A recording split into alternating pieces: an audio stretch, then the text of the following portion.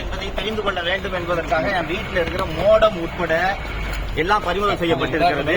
என்னை கைது செய்து என்னுடைய போன் கிடைக்கல என்றதுக்காக இவ்வளவு நேரம் வீட்டை தலையீடாக புரட்டி போட்டுக் கொண்டிருக்கின்றனர்.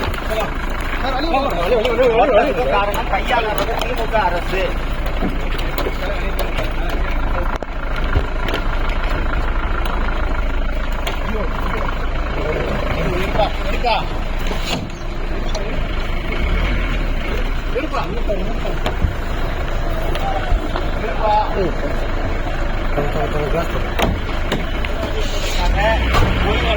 கைது செய்திருக்கிறார்கள்.